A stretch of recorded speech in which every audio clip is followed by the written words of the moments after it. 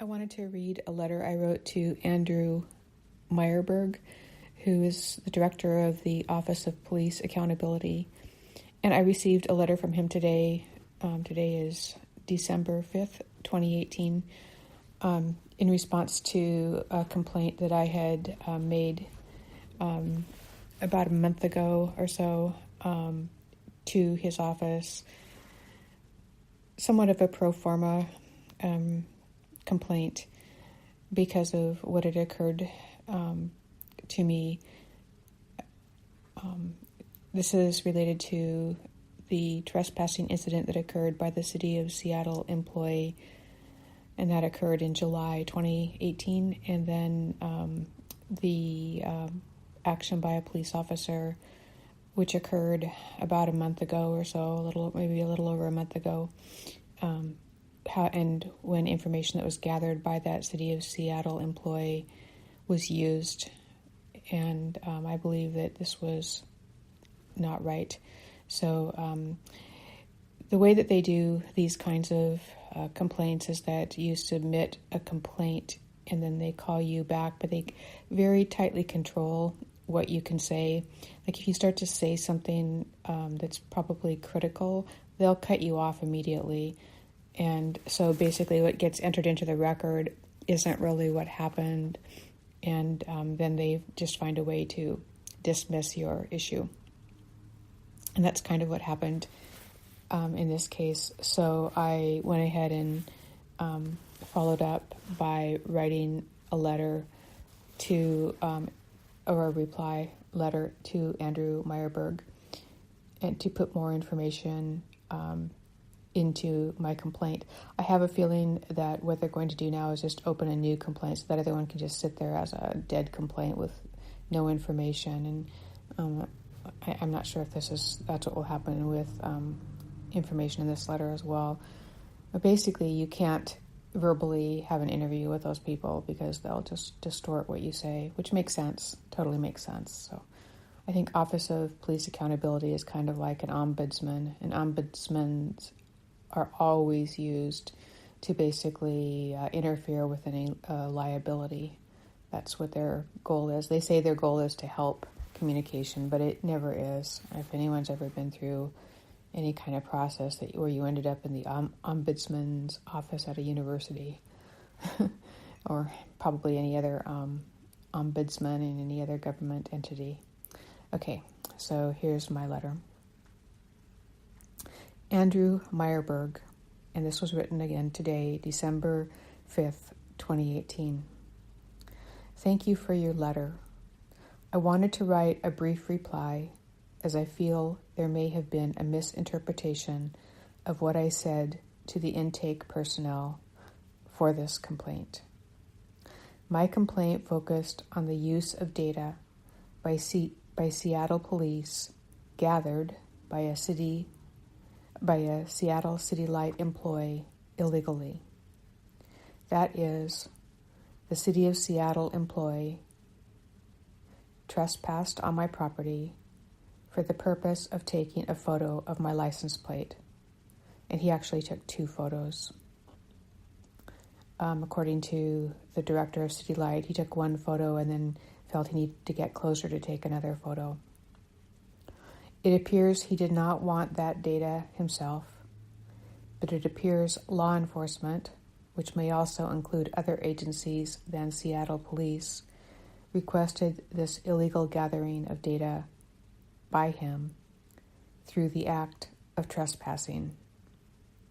The Seattle Police then used this data as useful information to determine how they might take a specific action, an action whose intent seems to be to interfere with my civil rights. It appears there was some monitoring of my phone conversation on my cell phone the night I was pulled over. As in the conversation, one listening, like an outsider, may have thought I was discussing that my auto insurance had lapsed when it had not. Within minutes of my ending that call and driving, I was pulled over by this officer. The first thing he asked for was my insurance card. Usually, the first thing asked for is a license and registration. It was very late in the evening with very low light, yet the officer stated he pulled me over for expired license tabs. But it appeared, it's my dog, but it appeared his interest was actually in confirming that I may have been driving without insurance. This would have suspended my license, but in fact, my insurance was in effect. If the officer was unable to see my tabs on that dark section of the road, then the only way he would have known my tabs were expired was to have had previous information about the status of my tabs by searching the database using my license plate number. And I'm just going to add that this is something that's been written up by the EFF and other agencies, that a license plate number is basically used to violate your privacy.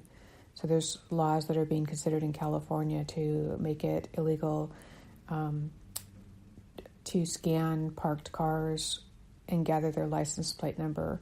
So it's basically a violation of privacy, and it's not just used by the police. I mean, thieves and criminals use it as well. So that is private information. You can't use that information for illegal purposes, is what I mean. It's not private. I mean, a license plate number is not private, but to use it to gather other information that you don't have a right to, that's illegal.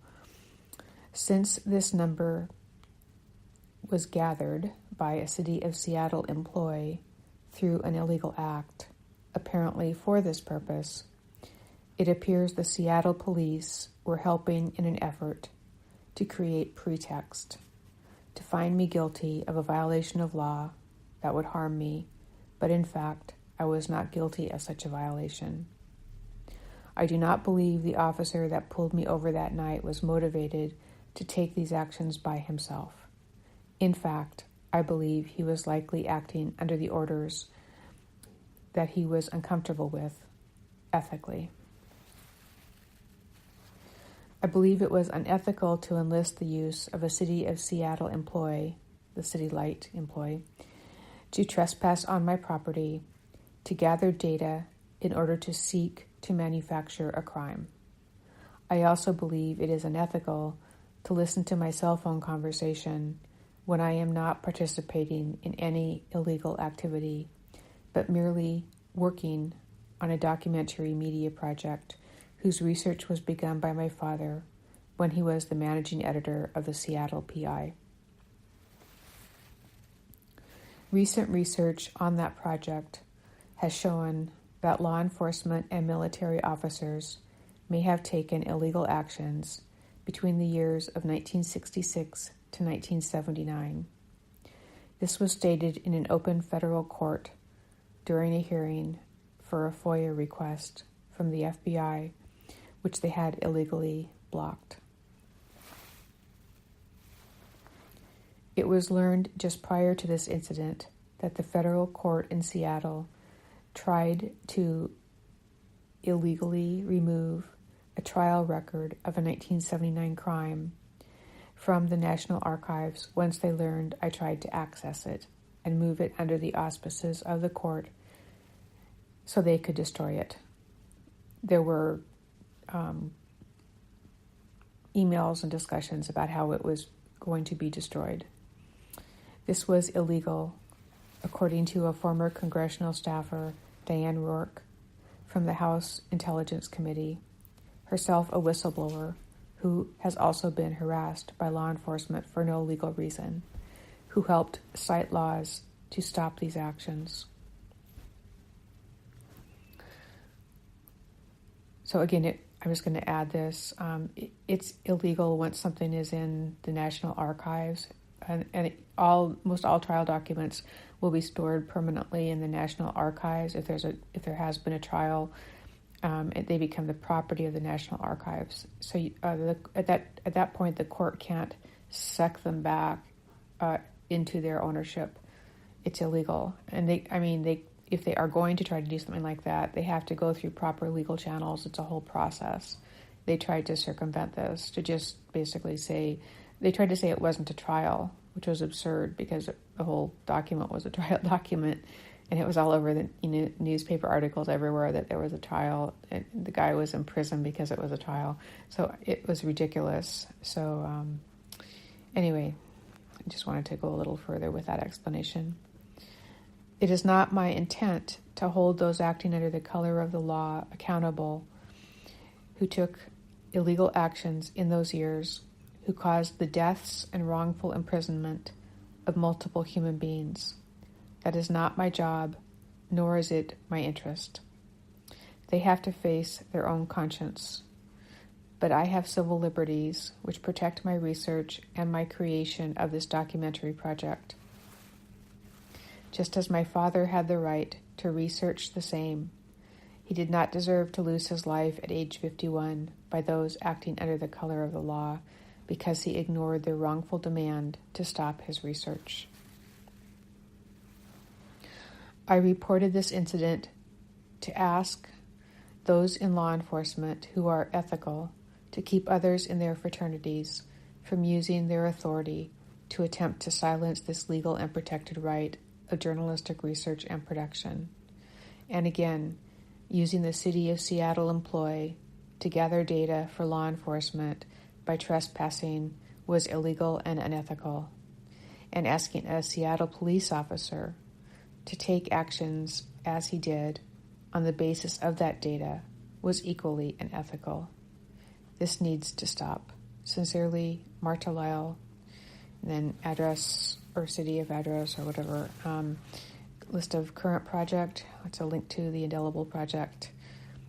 And then a link to the relevant statement to the Parole Commission that's related to the wrongfully holding Artie Ray Defer, who is one of the kid survivors in the story, past the date of his sentence expiration by 2 years now. So, and they're doing so illegally. Okay, that's all I have.